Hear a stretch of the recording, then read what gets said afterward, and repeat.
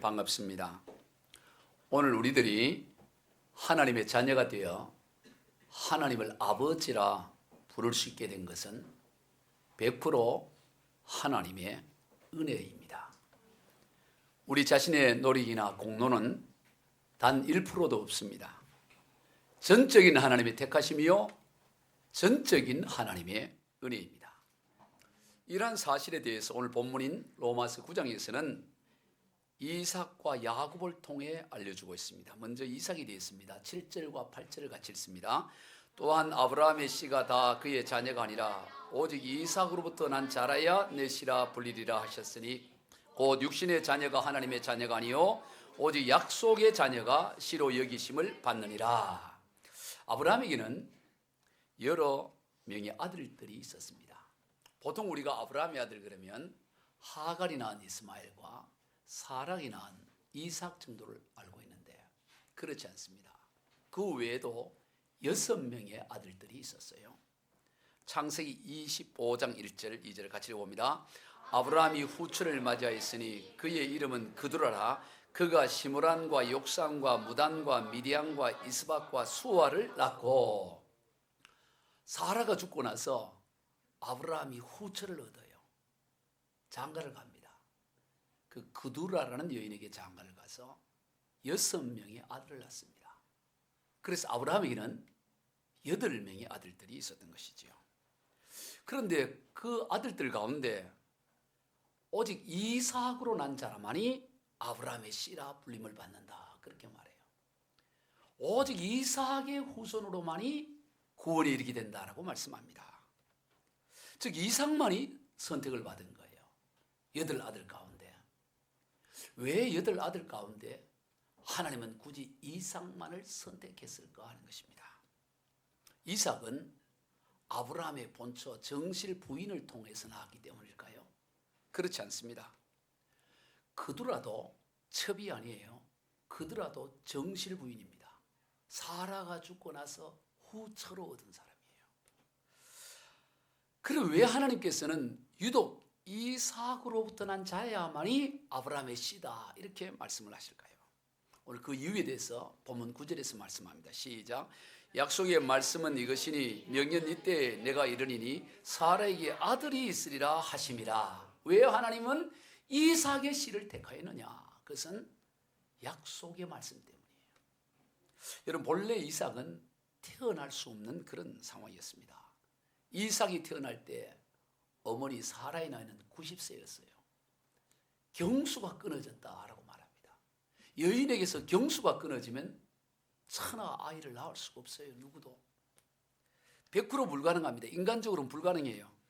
그런데 그런 사라가 아들 이삭을 낳을 수 있었던 것은 하나님께서 명년 이때에 내가 이르리니 사라에게 아들이 있으리라고 하신 그 약속의 말씀 때문에 아들을 낳을 수가 있었던 것이지요.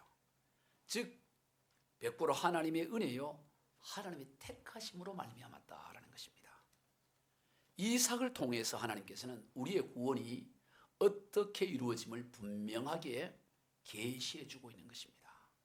오늘 우리의 구원이, 오늘 저와 여러분이 하나님의 아들이 되어 하나님을 아버지라 부를 수 있게 된 것은 전적인 하나님의 선택하심, 전적인 하나님의 은혜로 말미암은 것이다라는 것을 이삭을 통해 보여주고 있다는 것입니다. 나아가서 이삭의 아들인 야곱을 통해 더 선명하게 보여주십니다. 오늘 보면 10절부터 13절을 같이 읽습니다. 그뿐 아니라 또한 리브가가 우리 조상 이삭 한 사람으로 말미암아 임신하였는데 그 자식들이 아직 나지도 아니하고 무슨 선이나 악을 행하지도 아니한 때에 택하심을 따라되는 하나님의 뜻이 행위로 말미암지 않고 오직 부르시는 이로 말미암아 서게 하려 하사 리브가에게 이르시되 큰 자가 어린 자를 섬기리라 하셨나니 기록된 바 내가 야곱은 사랑하고 에서는 미워하였다 하심과 같으니라. 이삭뿐만 아니라 이삭의 아들 야곱을 택함에 있어서도 마찬가지라는 것입니다. 이삭의 아내 리브가가 임신을 했는데 쌍둥이를 임신했어요. 근데 그 쌍둥이 형제는 에서가 형이고 야곱이 동생입니다. 그런데 하나님께서는 창세기 25장에서 그 리브가의 뱃속에 있는 야곱에 대해서 하나님이 야곱을 사랑하고 야곱을 택하셨고 에서는 큰 자가 동생 야곱을 섬기게 될 것이라고 말씀하신 거예요. 아직 태어나기도 전입니다. 에서가 무슨 잘못을 한 것도 아니고 야곱이 무슨 선한 것을 행한 것도 아니에요. 어미 뱃속에 있을 때 하나님께서는 이미 야곱을 택하시고 에서를 택하지 않으셨다라고 말씀하는 것입니다. 그저 일방적인 선택이에요. 이러한 사실을 통해 하나님께서는 우리의 구원이 오직 하나님의 일반적인 택하심과 전적인 하나님의 은혜로 말미암는다는 사실을 명백하게 보여주고 있는 것입니다. 사람의 행위나 공로가 아니라 전적인 하나님의 선택하심과 전적인 하나님의 은혜라는 사실이에요. 여러분, 오늘 저와 여러분이 바로 그러한 하나님의 전적인 선택과 은혜로 인하여 오늘 하나님을 아버지라 부르는 하나님의 자녀가 된 줄로 믿습니다. 이것을 항상 기억해야 돼요. 이것을 놓치면 안 됩니다. 이것을 망각하면 그때부터 넘어지고 무너지기 시작하는 것입니다. 신앙생활의 가장 큰 위기가 여기에 있습니다. 하나님의 은혜로 시작하였다가 자신의 행위 곧 육체로 끝내는 위험, 이것이 신앙의 위기예요. 갈라디아서 3장 3절입니다. 너희가 이같이 어리석으냐 성령으로 시작하였다가 이제는 육체로 마치겠느냐. 이번에 성지순례 여정 가운데 이 갈라디아서 1장부터 6장 말씀을 틈이 날 때마다 그 말씀을 나누고 예배하고 하나님을 찬양했어요. 갈라디아 교회는 거짓 선생들이 들어와서 오늘 우리가 구원을 받는 것은 예수를 믿음으로만 구원받는 것이 아니고 할례를 행하고 율법을 지켜야 해야 된다라는 그런 주장을 했을 때 많은 갈라디안 교인들이 바로 그 거짓 선생의 가르침에 넘어가서 그렇지 어떻게 믿음만 가지고 구원받을 수 있어. 그거 믿는 게 뭐 그리 대두수라고. 그래도 뭐라도 해야지. 그렇게 해서 넘어졌던 그 갈라디아 교회를 향해 바울이 아주 신랄하게 책망을 하면서 너희가 성령으로 말미암아 구원을 받아놓고 그리고 이제는 너희 육체로 뭔가 행위로 그렇게 끝을 맺으려고 하느냐라고 강하게 책망을 하는 것입니다. 안타까운 일이죠. 오늘 우리 그리스도인의 삶에도 보면 전적인 하나님의 선택과 하나님의 은혜로 말미암아 구원을 받아놓고 그 다음 신앙생활 여정 가운데 보면 하나님의 은혜보다 자기의 행위와 자기의 노력으로 무언가를 이루려고 하는 어리석음에 빠지기가 쉽다라는 거예요. 그래도 뭔가를 해야지. 어떻게 맨입으로 믿는 것만으로 어떻게 자유를 누릴 수가 있어. 그렇게 하는 것이죠. 그러한 갈라디아 교회를 향해 바울은 자유를 굳건하게 잡아서 흔들리지 말고 넘어지지 말라. 이 복음의 본질을 붙잡으라고 아주 강하게 갈라디아서에 책망을 하는 것을 봐요. 오늘 우리 그리스도인의 삶에 많은 넘어짐이 어디에서 비롯되느냐. 은혜로 시작했다가 육체로 끝을 맺으려고 하는데 거기에 문제가 있어요. 그 대표적인 인물이 누구냐면 바로 사울 왕입니다. 여러분 성경에 나오는 많은 인물들이 있죠. 가장 흠이 없는 인물 하나를 고르라 그러면 저는 사울 왕을 고르고 싶어요. 수많은 인물 가운데 이 사람 정도 되면 더 이상 뭐 어쩔 수 없다라는 인물 1순위가 누구냐면 사울 왕이에요. 여러분 그는 이스라엘의 초대 왕으로서 선 왕위에 오를 때 거의 흠잡을 데가 없어요. 거의 완벽한 사람입니다. 어떻게 이보다 더 완벽할 수 있을까 싶어요. 우리 사무엘상 9장 1절 2절 한번 같이 읽어봅니다. 베냐민 지파의 기스라 이름하는 유력한 사람이 있으니 그는 아비엘의 아들이요 스롤의 손자요 베로닷의 증손이요 아비야의 현손이요 베냐민 사람이라. 2절 기스에게 아들이 있으니 그의 이름은 사울이요 준수한 소년이라. 이스라엘 자손 중에 그보다 더 준수한 자가 없고 키는 모든 백성보다 어깨 위만큼 더 컸더라.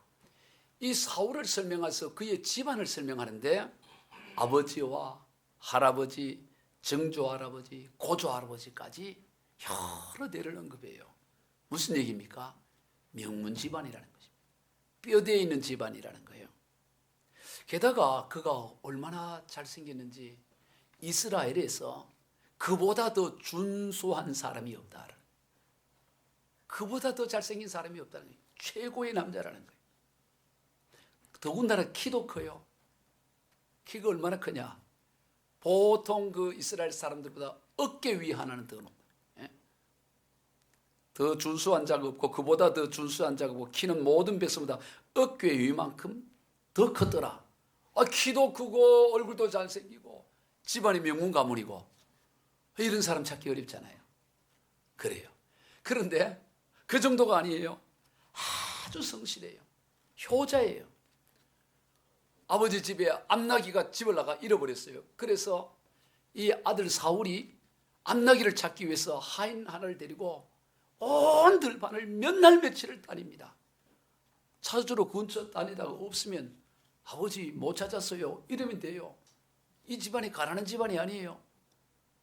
그런데도 불구하고 그 찾고자 끝까지 찾고자 온 들판을 다니고 여러 날을 다니다가 사무엘이 사는 집, 사무엘이 사는 동네까지 이른 거예요. 그래서 여기 사무엘이 사는, 선자 사무엘이 사는 동네니까 우리 사무엘 선자 찾아가서 우리 낙이 어떻게 하면 찾을 수 있는지 한번 물어보러 가자.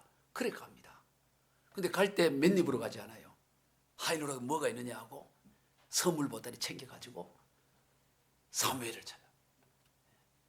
예의도 발라요. 예의도 챙겨가고. 그랬더니 이미 사무엘은 사울이 올 것을 하나님을 통해서 알고 있었던 거죠. 하나님은 너 내일 이러이러한 사람이 올 텐데 그 사람에게 기름을 부어서 그가 왕이 되도록 하라. 사무엘은 이미 알고 있었던 거예요. 그래서 사울이 자기 집에 찾아오니까 너가 장차 이스라엘의 왕이 될 거다. 그렇게 얘기하는 거예요. 사울이 깜짝 놀랍니다. 뭐라 그러냐면 사무엘상 9장 21절에 그 소리를 듣고 이렇게 말한다. 시작. 사울이 대답하여 이르되 나는 이스라엘 지파의 가장 작은 지파 베냐민 사람이 아니니까 또 나의 가족은 베냐민 지파 모든 가족 중에 가장 미약하지 아니하나이까 당신이 어찌하여 내게 이같이 말씀하시나이까. 얼마나 겸손해요.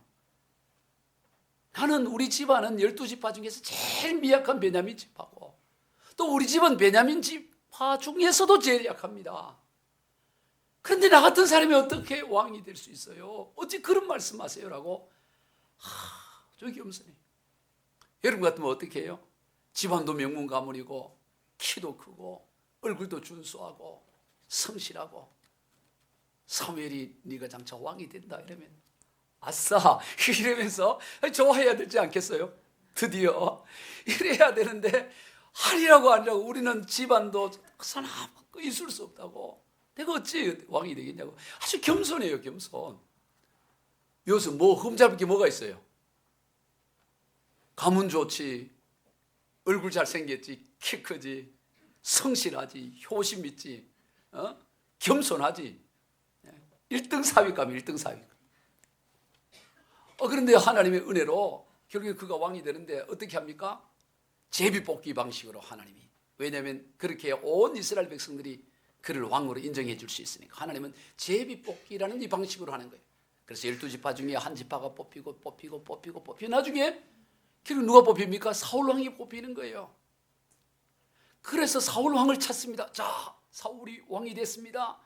부른데 사울이 없어. 딴 사람은 내가 왕 되나 하고 조마조마 기다리는 거예요. 로또 복권 당첨돼 다 기다리는데 사울은 이미 자기가 왕이 될 줄 알았다고. 그런데 그 자리에 나타나지 않아. 어디에 있어요?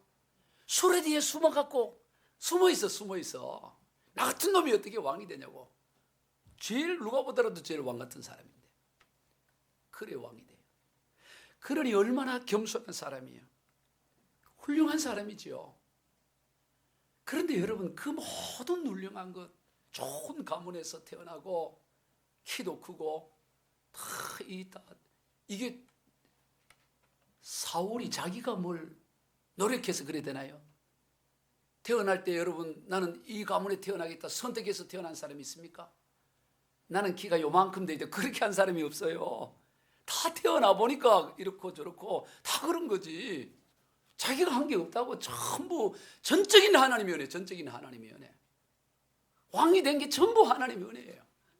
그런데 문제는 그 하나님의 은혜가 하나하나 쌓이기 시작합니다. 쌓이고 또 쌓이다 보니까 하나님 주신 선물이 점점 많다 보니까 정작 하나님의 선물, 하나님의 은혜가 그의 얼굴을 가려가지고 하나님을 보지 못하는 결과에 이르게 되는 거예요. 하나님이 주신 선물이 하나님보다 더 커 보이는 거예요. 하나님은 보이지 않고 하나님이 주신 것들로 다 그것만 보이는 거예요. 그렇게 나중에 어떻게 됩니까? 그래, 그렇지만 그렇지, 왕될 사람이 나밖에 누가 있겠어. 다 자기 것으로 이렇게 여겨지는 거예요. 아, 하나님이 이러니까 나를 축복하시고, 뭐 그 정도 여기는 거예요. 당연하게 여기기 시작합니다. 자기가 누리고 있는 것을 당연하게 여기기 시작해요. 그러다가 이제 군사들도 갖추어주고 이러니까 이 정도 되면 블레셋과 한번 전쟁을 벌일 수도 있겠구나 하고, 하나님께 기도도 하지 않고 하나님께 물어보지도 않고 군사 3,000명을 이끌고 블레셋을 선제 공격을 하게 됩니다. 그런데 어떤 일이 납니까? 막상 선제 공격을 했더니 이 블레셋이 만만하지가 않아요. 굉장한 많은 군사력을 갖고 있습니다. 깜짝 놀래요. 그래서 사무엘상 13장 5절 6절 시작. 블레셋 사람들이 이스라엘과 싸우려 모였는데 병거가 3만이요 마병이 6,000명이요 백성은 해변에 모래같이 많더라. 그들이 올라와 베당은 동쪽 민막스에 진침해 이스라엘 사람들이 위급함을 보고 절박하여 굴과 수풀과 바위 틈과 은밀한 곳과 웅덩이에 숨으니, 그냥 자기 있는 군사 힘 보니까 이제 내가 뭐 할 수 있겠어 하고 했는데 이게 블레셋이 보통이 아니었던 거예요. 그래서 깜짝 놀라서 군사들이 다 도망을 갖고 웅덩이로 숨고 굴로 숨고 도망가기 바쁜, 큰일 난 것입니다. 아니 그때라도 하나님 앞에 기도하고 나가야 되는데, 아이고 큰일 났구나 하고 더 큰 실수를 범해요. 그게 뭐냐면 제사장만이 할 수 있는, 사무엘이 할 수 있는 일을 자기가 합니다. 그게 뭡니까? 번제를 드리는, 제사를 드리는 거예요. 감히 제사를 자기가 드리는 것입니다. 그 결과 어떻게 됩니까? 사무엘로부터 큰 책망을 받고 하나님이 당신을 버리셨다라고 하는 큰 책망을 받는 것을 보게 됩니다. 여러분, 그렇게 가문도 좋고 인물도 좋고 겸손하고 성실했던 사람이 망하게 된 것은 오직 하나, 하나님의 은혜를 잊어버린 결과라는 것입니다. 하나님의 은혜로 말미암아 주어진 것들을 하나님의 은혜보다 더 크게 본 결과라는 것이죠. 여러분, 오늘 이 시대를 살아가는 우리들도 마찬가지입니다. 하나님의 은혜를 잊어버리면 다 잃어버리게 돼요. 한번 따라해 봅시다. 하나님의 은혜를 잃어버리면 다 잃어버린다. 아멘. 하나님의 사람은, 하나님을 아버지라 부르는 하나님의 사람은 하나님의 은혜 잃어버리면 다 잃어버려요. 왜냐하면 모든 것이 다 하나님의 은혜이기 때문입니다. 여러분, 처음이 하나님의 은혜라면 과정도 하나님의 은혜고 마지막도 하나님의 은혜예요. 하나님은 처음에만 하나님의 은혜 살짝 맛을 보고 그 다음은 네 능력, 네 힘으로 결과에 이르라, 그렇게 하지 않아요. 처음도 하나님의 은혜고 과정도 하나님이고 마지막도 하나님의, 전부가 하나님의 은혜인 것입니다. 그런데 많은 이들이 하나님의 은혜로 말미암아 주어진 것을 의지하다가 그래서 넘어지는 것입니다. 오늘 본문에서 사도 바울은 놀라운 고백을 하게 됩니다. 고린도전서 15장 10절에 씁니다. 시작. 그러나 내가 나된 것은 하나님의 은혜로 된 것이니 내게 주신 그의 은혜가 헛되지 아니하여 내가 모든 사도보다 더 많이 수고하였으나 내가 한 것이 아니요 오직 나와 함께 하신 하나님의 은혜로다. 여러분, 바울은 어떤 사도들보다, 베드로, 야고보, 어떤 사도보다도 자기가 보더라도 더 많이 수고했다고 스스로 인정하는 거예요. 정말 많이 수고했어요. 고린도후서 11장에 보면 그가 수없이 매를 맞고 태장을 맞고 40에 가만 하나 39대를 여러 번 맞고 파설을 당하고 죽을 고비, 말로 당하는 어려움들을 당했어요. 정말 자기를 돌아보니 어떤 사도보다도 많은 수고를 했어요. 그런데 그 수고한 그 자체도 뭐냐? 하나님의 은혜였구나라고 말하는 거예요. 내가 하고 싶어서 한 게 아니라 그런 많은 고난 수고당한 그조차도 전적인 하나님의 은혜다. 사도행전 9장에서 다메섹 도상에서 하나님을 극적으로 만난 그것만이 하나님의 은혜가 아니에요. 그때부터 지금까지 계속 전부가 다 하나님의 은혜로구나. 내 인생 돌아보니까 하나님의 은혜가 아닌 것이 아무것도 없구나. 그 고백을 하는 거예요. 여러분, 이 고백이 저와 여러분의 고백이 되기를 소망합니다. 돌아보면 전적인 하나님의 은혜. 이번에 8박 9일간의 성지순례를 곳곳을 다니면서 정말 은혜였어요. 너무나 함께 했던 어느 집사님이 이렇게 내가 행복해도 좋은지, 이렇게 내가 행복해도 좋은지 그런 생각이 들 만큼 너무 감사하고 너무 기쁘다. 이따 오후에 그 하나님의 은혜들을 나누려고 해요. 그래서 가는 곳마다 예배를 가는 곳마다 오전 오후 예배는 물론이고 시장 마지막 예배는 물론이고 도중에도 의미 있는 곳에 가서는 다 예배 찬송하고 기도하고 통성 기도하고 그리고 출발할 때도 공항에서도 예배 도착해서 도착 예배 뭐든지 이름 붙여갖고 예배를 드렸어요. 돌아와서도 마찬가지 돌아와서 폐회 예배를 드리고 또 돌아와서 공항 도착 예배 그래 또 여주 예배 그냥 예배. 그런데 그 마지막 그 공항에서 마지막 예배할 때 찬양을 뭐를 했느냐? 송경인 목사님이 지은 은혜라는 찬송. 그 후렴 모든 것이 은혜, 은혜, 은혜, 한없는 은혜. 내 삶에 당연한 것 하나도 없었던 것을 모든 것이 은혜, 은혜였어. 그 찬양으로 마무리를 했어요. 여러분 성지순례뿐만 아니라 우리 인생 모든 것이 하나님의 은혜인 줄로 믿습니다. 모든 것이 은혜, 은혜, 은혜, 한없는 은혜. 내 삶에 당연한 것 하나도 없었던 것을 모든 것이 은혜, 은혜였소. 찬송 전까지는 은혜로운데 찬송 듣다가 또 은혜가 잔장 저리 하면 안 되는데 그래 은혜가 또 우리 한번 큰 소리 해볼까요? 후렴 모든 것이 은혜. 시작. 은혜, 은혜, 은혜, 한없는 은혜. 내 삶에 당연한 것 하나도 없었던 것을 모든 것이 은혜, 은혜였소. 한 번 더. 모든 것이 은혜, 은혜, 은혜, 한없는 은혜. 내 삶에 당연한 것 하나도 없었던 것을 모든 것이 은혜, 은혜였소. 아멘. 모든 게 다 은혜예요. 남편이 밖에 나가서 돈 벌어오는 것도 은혜. 부인이 집에서 빨래하고 밥하는 것도 은혜. 당연한 게 아니에요. 아니, 남자가 되어서 밖에 나가 돈 버는 거 당연하지. 그래야만 안 돼요. 부인이 집에서 밥하는 거 당연하지. 그래 얘기면 안 된다고. 모든 게 다 은혜. 모든 게 다. 할렐루야. 모든 게 다 은혜.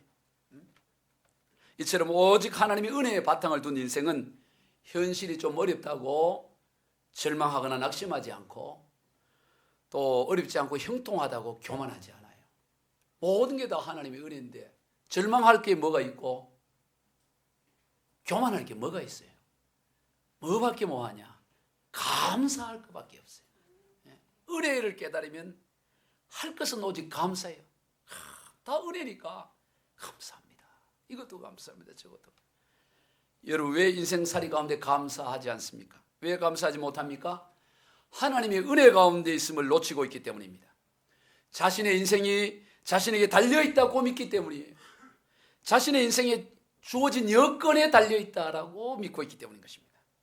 하나님의 은혜보다 보이는 현실을 더 크게 보이기 때문이에요. 그렇지 않아요.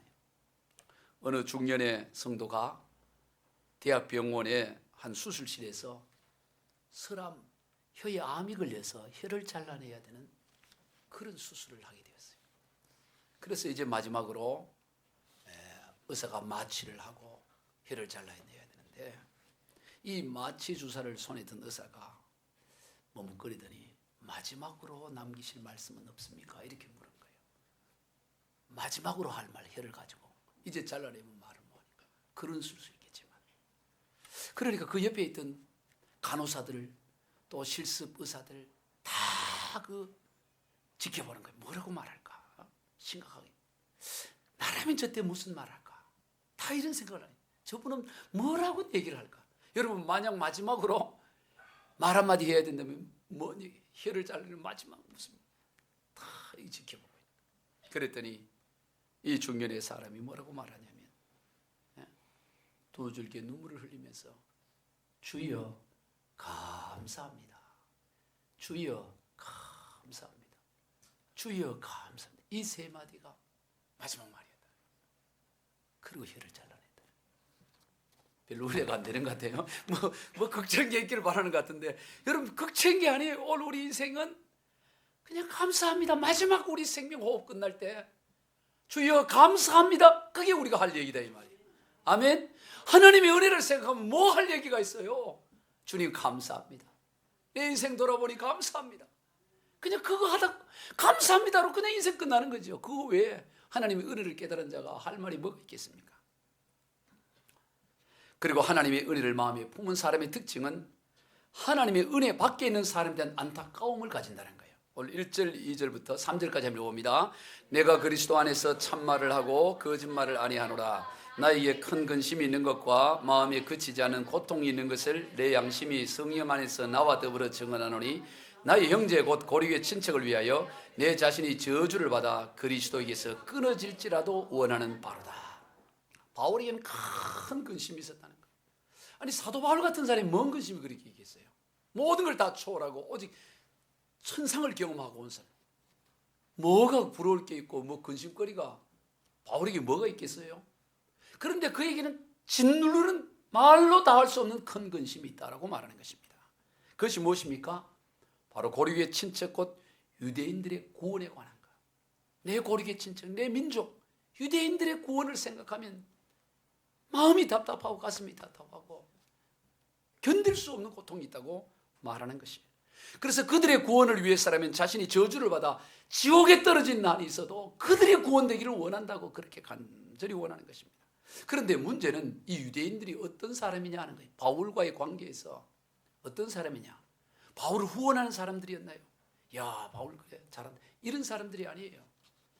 이 바울이 그렇게 간절히 큰 고통으로 저들의 구원을 원하는 그 유대인들은 어떻게 하든 바울을 죽이려고 살기등등한 사람.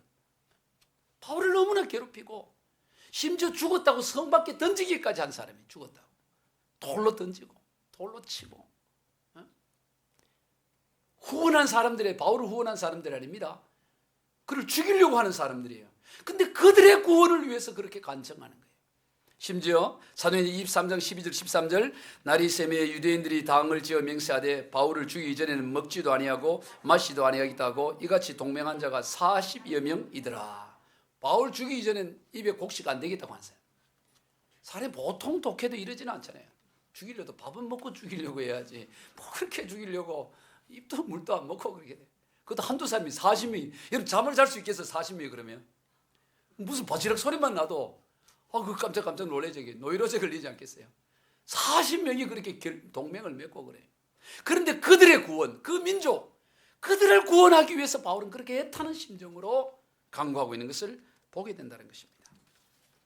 왜 그렇습니까? 저들이 몰라서 그런다고 하는 것입니다. 예전에 과거 자신도 그렇게 했으니까. 그래서 미운 것이 아니라 안타까운 것입니다. 너무 안타까워. 여러분 오늘 이런 안타까움이 우리 가운데 있어야 돼요. 여러분 하나님의 은혜가 있느냐 없느냐 뭘 보면 알아요? 공부 잘하느냐 안 하느냐는 시험 쳐보면 알잖아요.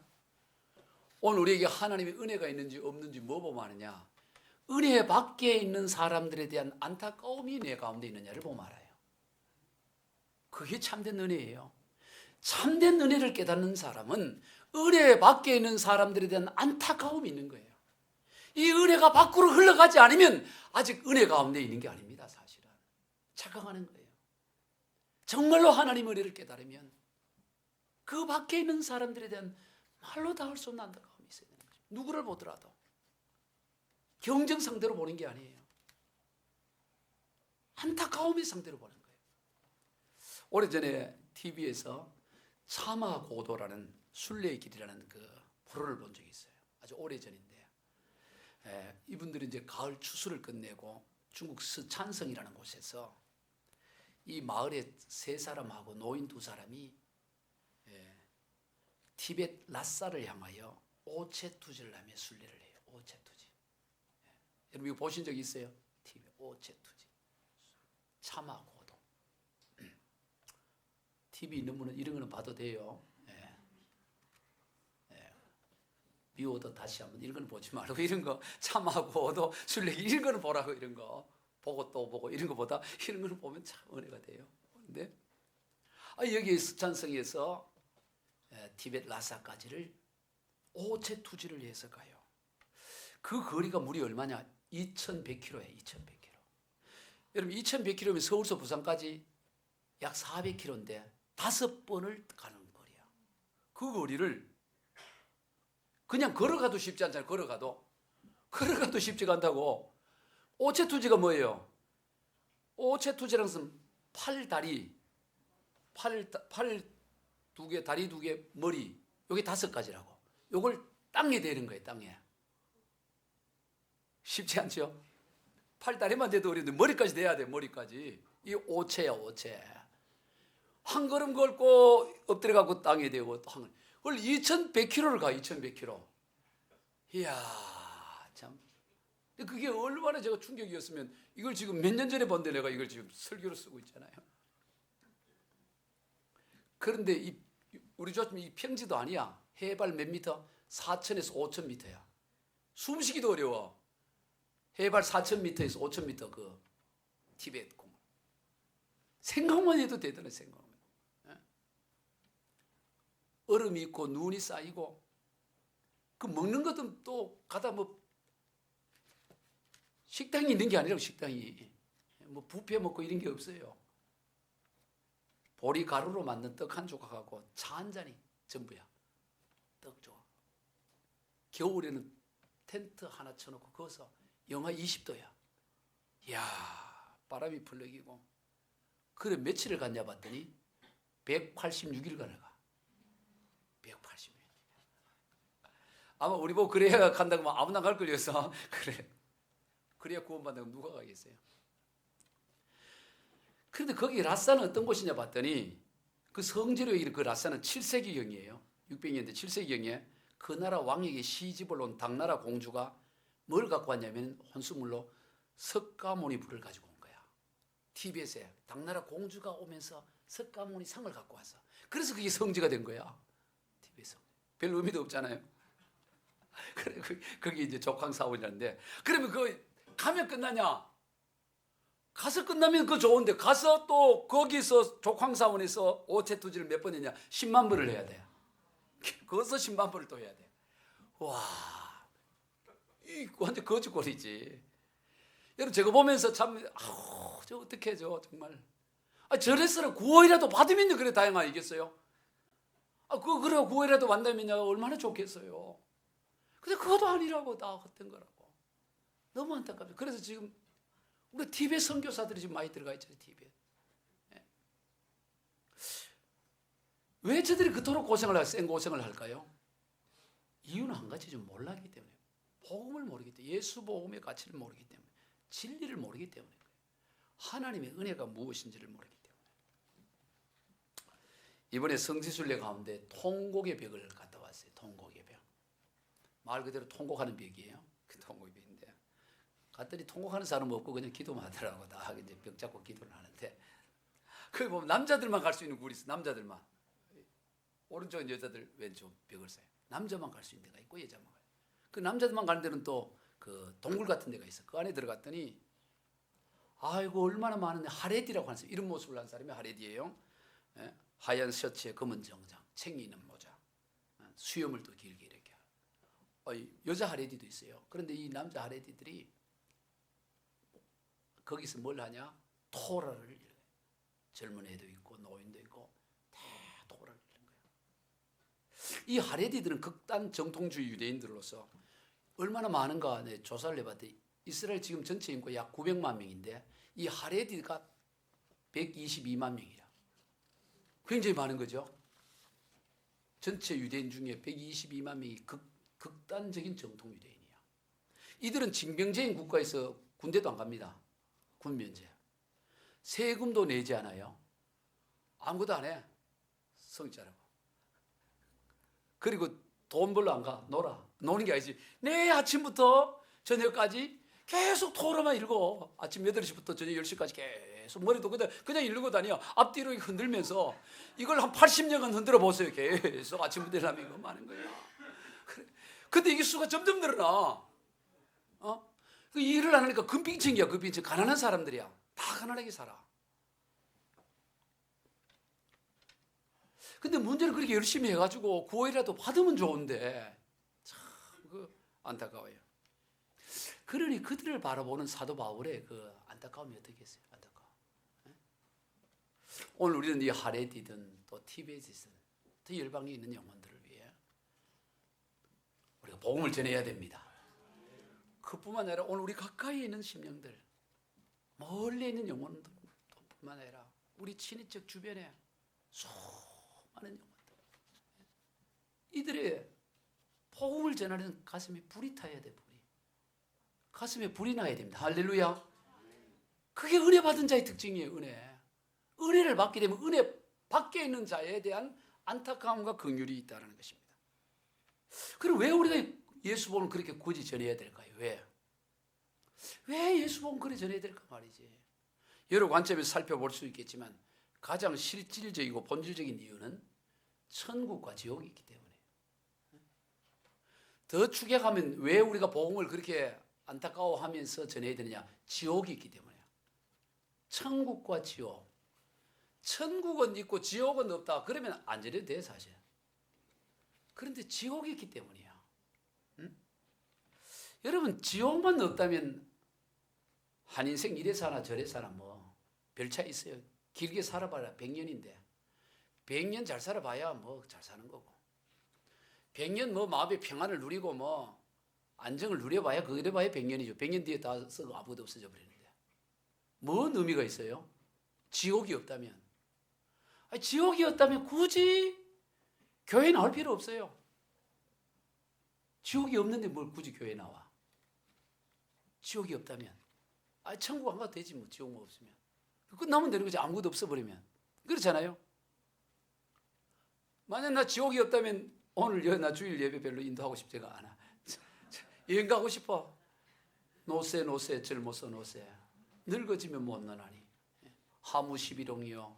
달도 차면 기우노니라. 그러면서 얼씨구 절씨구. 그 노는 거지 뭘 그렇게 할 게 뭐 있어. 에? 지옥이 없다면 굳이 신앙생활 안 해도 됩니다. 그렇지요? 100년간 마음 평안한 게 뭐 그리 대단해요. 어차피 죽을 건데. 100년 잠깐, 영원한 인생에 100년 잠깐이잖아요. 마음이 위로받는 게 뭐 그리 대단합니까 솔직히.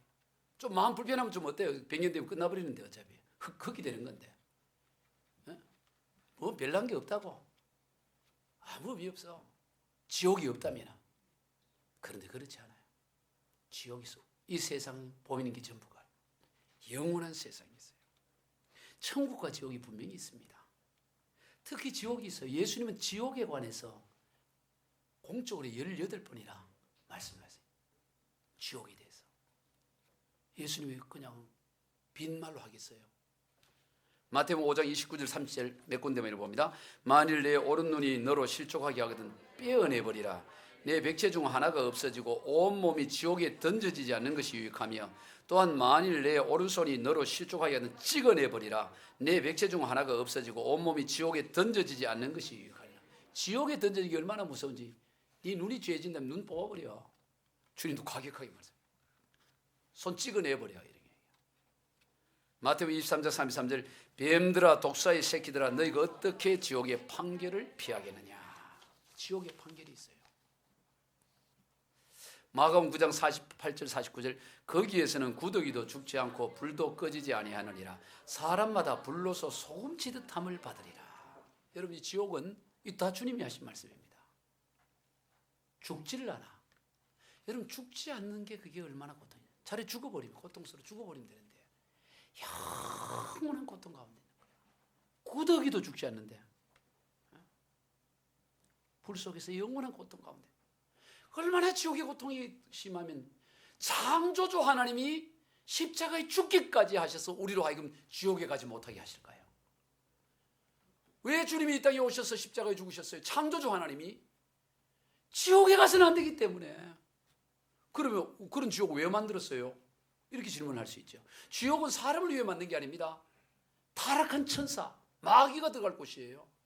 그런데 거기에 따라 들어가는 거죠. 마귀 유혹에 넘어가서. 마귀에게 꿰어서 같이 가는 것뿐이지 사람을 위해 만든 게 아니라고. 마귀를 위해서 악한 영들을 위해 만들어 놓은 것이죠. 죽을 수도 없는 그곳. 여러분 우리가 다른 건 몰라도 절대로 지옥을 가서는 안 돼요. 아멘. 절대. 우리 옆 사람 말이에요. 우리 절대 지옥은 가지 맙시다. 이렇게 지옥은 가지 맙시다. 절대요. 뭔 수를 하더라도 뭔 수를 쓰더라도 지옥은 가지 맙시다. 이래. 지옥은. 아멘. 제발 지옥은 가면 안 돼. 지옥을. 여러분 지옥을 경험하고 오신 분들의 간증들이 많잖아요. 그 들어보면 그 지옥을 가고 간증들이 들어보면 야, 정말 저분들이 거짓말을 저리 할 수는 없어요. 어쨌든 경험을 하고 오신 거예요. 크고 작은 징그러운 뱀들이, 독사들이, 세모난 독사들이 그렇게 물어뜯고 큰 구렁이가 몸을 감싸고 날카로운 이를 가진 벌레들이 계속 뜯어먹고 용광로 같은 불에서 뜨거워서 죽는다고 소리치고 냄새는 또 구역질 나는 냄새가 나고 고막이 찢어지고 피를. 여러분 지옥 간증 들어보셨죠? 그거 한번 들어보시라고요. 네. 들어보면 특히 박영문 장로님 간증 들으면 아주 생생해요. 절대로 지옥은 가서는 안 돼요. 지옥은. 아멘. 절대로 지옥. 누가복음 16장에서 예수님은 지옥에 대한 설명을 자세하게 얘기해요. 지옥에 대한 설명을. 비싼 자색 옷, 고운 베옷을 입고 날마다 호화롭게 잔치를 하는 부자가 있어요. 다 부어라 마셔라. 에? 다 이미자 불러갖고 동백 아가씨 부르게 하고 다 아주 다 그렇게 아주 날마다 비 내리는 영동교는 주현미 다 그런데 놀고 있는 거야. 날마다 부어라 마시라. 근데 그 집 앞에 대문 앞에 누가 있느냐? 나사로라는 거지가 있어. 온 몸이 헌데투성이어서 개들이 와서 핥아 누워 있습니다. 떨어진 상에 떨어진 부스러기 주워 먹고. 그런데 둘 다 죽어. 근데 이 대역전이 일어나는 게 대역전이. 그 부자는 지옥에 떨어지고 이 나사로는 아브라함 품 하나님 품에 천국에 이르게 되는 거죠. 근데 이 부자가 얼마나 불 속에서 고통스러운지 부탁을 해요. 하나님, 저 나사로로 하여금 손가락에 물 한 방울 찍어서 내 혀에 한 방울만 떨어뜨리게 해달래. 야, 얼마나 목이 마른지 요 한 방울 찍어가지고 한 방울 그 한 방울 받으려 너무 목이 마르니까 그러니까 하나님 안 돼. 여기서 그로 건너 못 가. 안 된다. 거절다. 그러니까 이번에는 그러면 저 나사로로 하여금 살아서 우리 고향 우리 집에 보내, 아버지 집에 보내서 우리 형제 5이 있는데 그들에게 얘기해서 지옥에 오지 않게 좀 너처럼 와서 이 고통당하지 않도록 좀 보내달라 이러는 거야. 그러니까 하나님이 아니야, 보낼 수 없어. 그들에게는 모세와 선지자들이 있어. 지금 뭡니까? 모세는 모세오경, 선지는 선지서, 성경을 말하는 거예요. 그들이 성경이 있어. 그걸로 얼마든지 올 수 있어. 그걸 보면. 아닙니다. 죽은 자가 가서 얘기해야 됩니다. 이러는 거야. 그랬더니 하나님 뭐라 그래요? 성경을 믿지 않으면 죽은 자가 살아가도 믿지 않을 거야. 안 돼. 이러는 거야. 그 지옥의 고통을 누가복음 16장에서 아주 자세하게 설명해. 아니 이보다 얼마나 더 자세하게 설명을 해야 믿겠어요? 누가복음 16장 31절입니다. 시작. 이르되 모세와 선지자들에게 듣지 아니하면 비록 죽은 자 가운데서 살아나는 자가 있을지라도 구원함을 받지 아니하리라 하셨다 하니라. 여러분 지금 오늘 목사님의 설교를 믿지 않으면 죽은 자가 와가지고 여기서 설교도 안 믿어요. 믿을 것 같아요? 죽은 모세가 와서 설교도 안 믿는다 이 말이지. 모세가 살아나서 설교도 안 믿어. 지금 우리가 하나님의 말씀을 믿지 않으면 그렇다 이런 얘기예요.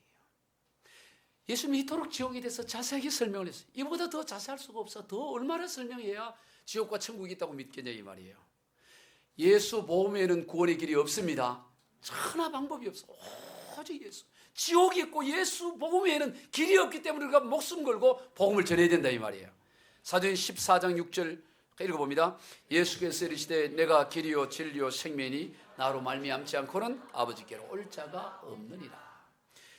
사도행전 4장 12절 다른 이로서는 구원을 받을 수 없나니 천하 사람 중에 구원받을 만한 다른 이름을 우리에게 주신 일이 없음이니라. 달리 방법이 없어요. 오직 예수 복음 외에. 말씀을 정리합니다. 오늘 우리들은 전적인 하나님의 선택하심과 은혜로 구원함이 이르렀습니다. 처음도 은혜요, 과정도 은혜요, 마지막도 은혜요. 그래서 복음이 되는 거예요. 복음. 복된 소식이 왜냐? 내가 뭘 해야 된다면 그건 복음이 될 수 없어요. 처음도 과정도 마지막 전부가 하나님의 은혜예요. 오직 하나님의 은혜. 오늘은 이 은혜 가운데 있는 것입니다. 그리고 이 복음, 이 은혜의 복음을 온 세상에 전해야 돼요. 오늘 하나님 우리에게 그 사명을 맡겼어요. 다 은혜다, 다. 전부. 너는 뭐 해야? 너 이거 은혜인 거 전하기만 해, 전달해. 그래서 그 은혜 누리도록 해. 이게 우리의 유일한 사명이에요. 밥을 먹든 공부를 하든 다 뭐 하기 위해서 하느냐? 이 놀라운 예수 복음의 은혜를 전달하고 나누어 주기 위해서 돈 벌고 잠자고 사람 만나고 사업하고 다 이것이 우리의 목적이에요. 할렐루야. 이게 분명히 해야 됩니다. 하나님의 사람 이게 분명히 해야 돼요. 사명이고 명령입니다. 마가복음 16장 5절 너희는 온 천하에 다니며 만민에게 복음을 전파하라. 마태복음 28장 19절 20절 너희는 가서 모든 민족을 제자로 삼아 아버지와 아들과 성령의 이름으로 세례를 베풀고 내가 너희에게 분부한 모든 것을 가르쳐 지키게 하라. 볼지어다 내가 세상 끝날까지 너희와 항상 함께 있으리라. 주님이 주신 마지막 사명. 이 마지막은 처음이고 가운데고 중간 전부라는 겁니다. 사실은 오늘 우리에게 유일한 사명. 마흔 천하에 다니며 복음 전해라. 아멘. 이게 우리의 사명. 그래서 우리는 다음 주에 새생명 초청 잔치가 기다리고 있어요. 신기하게 다음 주가 새생명 초청 잔치인데 하나님은 기가 막힌 은혜로 오늘 로마서 9장 이 말씀을 주셔서 다음 주 새생명 초청 잔치와 연결하게 해주셨다는 거예요. 신기하죠? 자기가 선택해요. 아니에요. 저는 그냥 쭉 이어오는 대로 설교하는 거예요. 이어오는 대로. 로마서 8장 그 다음 9장. 하나님 오늘 우리에게 사명을 주셨어요. 예, 다음 주에 다 복음 전해 복음. 예, 이게 우리의 유일한 사명이에요. 예, 우리 모두 그런 인생 다 되기를 주 예수 그리스도 이름으로 축복합니다. 기도하겠습니다. 하나님 아버지 감사합니다. 모든 것이 하나님의 은혜임을 고백합니다. 처음도 과정도 마지막도 우리가 생명이 끝나는 날 주님 감사합니다. 주의 은혜였습니다. 그 말밖에 할 말이 없는 인생임을 항상 기억하며 하나님 은혜 안에 거하게 하여 주옵소서. 그리고 은혜 밖에 있는 이들에게 이 은혜의 복음을 온 힘을 다해 모든 대가를 지불했으라도 이 은혜의 복음을 전달할 수 있는 자들이 되게 하여 주시옵소서. 축복하며 예수님의 이름으로 기도하옵나이다. 아멘.